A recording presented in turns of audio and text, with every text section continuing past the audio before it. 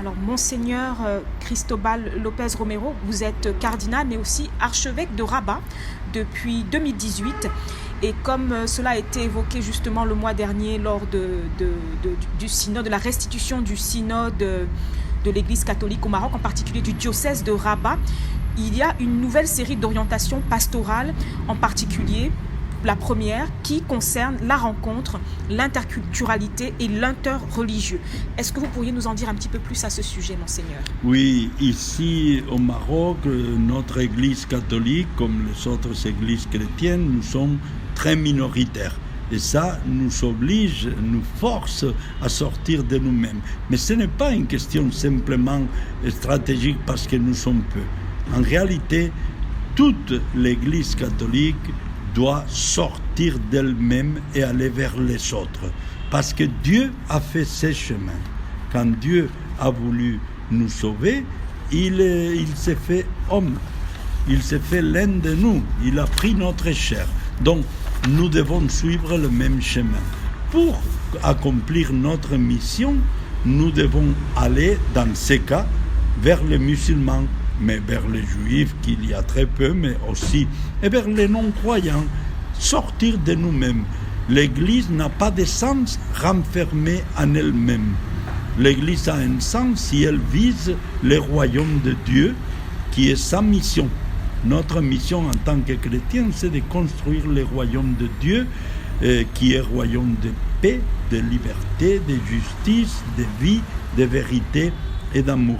Et ça, nous le faisons à travers les dialogues et la rencontre.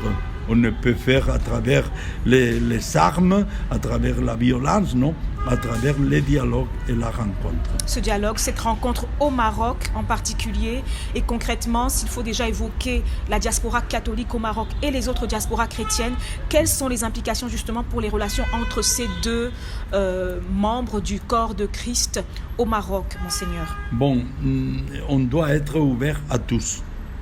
Mais ici au Maroc, les musulmans sont la majorité. C'est pour cela qu'on privilégie les dialogues islamo-chrétiens. Mais avant, nous chrétiens, qui nous sommes peu, mais de plus de 100 nationalités différentes, nous devons créer communion entre nous et vivre en communion entre nous.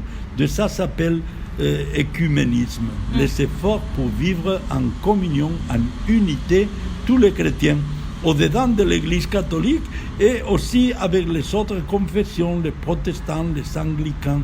Donc une Église engagée dans l'écuménisme et dans le dialogue islamo-chrétien, c'est l'Église dont on a besoin ici au Maroc. Et justement, vous évoquiez le dialogue islamo-chrétien. Dans ces nouvelles orientations pastorales, on parle aussi justement des communautés musulmanes et des associations marocaines, mais aussi, je cite à ce moment-là, l'orientation numéro 3, donc l'alinéa 3.6, accueillir et accompagner les personnes marocaines qui voudraient mieux connaître le Christ en suivant les repères pastoraux proposés par la commission en charge des nouveaux disciples. De quoi s'agit-il précisément, Monseigneur? Surtout après la visite du pape il y a 4 ans, il y a de plus en plus de Marocains qui s'approchent de nous, intéressés pour l'Évangile, intéressés par le Christ, intéressés de connaître qu'est-ce que nous sommes, qu'est-ce que nous vivons. Et nous devons les accueillir. Nous ne faisons pas du prosélytisme. Nous n'allons pas derrière les personnes pour les faire venir chez nous. Mais nous avons les portes ouvertes et le cœur ouvert pour accueillir celui qui s'intéresse à nous et qui vient à nous et l'accompagner dans les chemins que Dieu l'inspirera. C'est ça. Très bien. Et donc, en tant qu'archevêque du diocèse de Rabat, donc la plus grande région au niveau de l'Église catholique au Maroc, et vous êtes donc tête de file aussi de la diaspora catholique du royaume.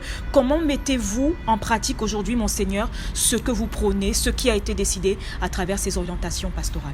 Bon, nous devons créer plusieurs commissions qui vont travailler chacun des points que nous nous proposons, particulièrement pour les dialogues et la rencontre, pour les dialogues interculturels et interreligieux.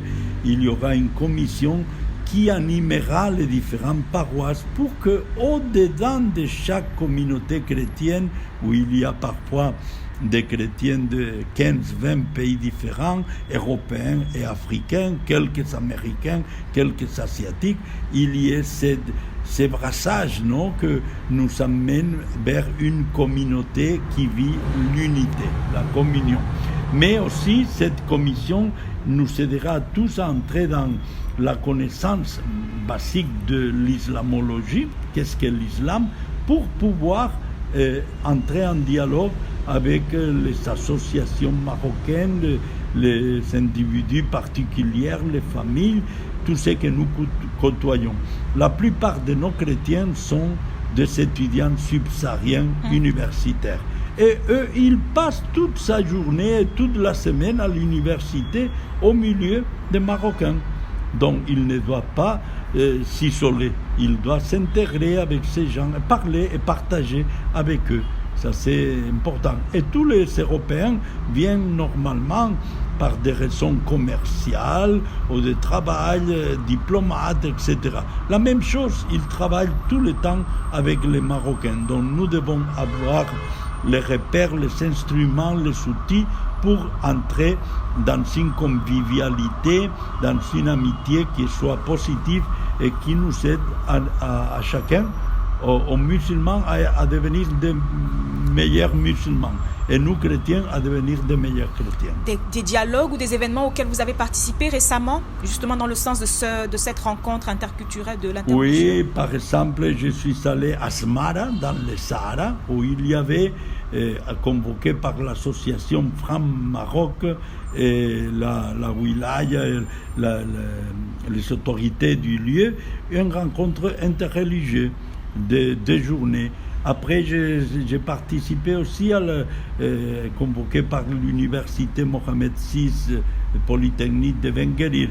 Mais c'est continuellement, on m'invite à des rassemblements, à des rencontres, à des dialogues. Ça, c'est important, mais c'est très officiel. Je pense que les dialogues que nous voulons favoriser surtout se passent dans la vie quotidienne, dans les quartiers, à l'université, dans les lieux de travail. Et c'est dans la relation de compagnonnage, de convivialité ordinaire. C'est ça le plus important, parce que là, tous sont concernés. Si on fait un colloque dans une université, là, il y a un invité, c'est moi ou un autre prêtre. Mais ça, c'est très peu. C'est bien, il faut le faire, hein? Mais ce que nous insistons, c'est le jour au jour, la quotidianité, là où chacun vit. Parfait. Merci, Monseigneur.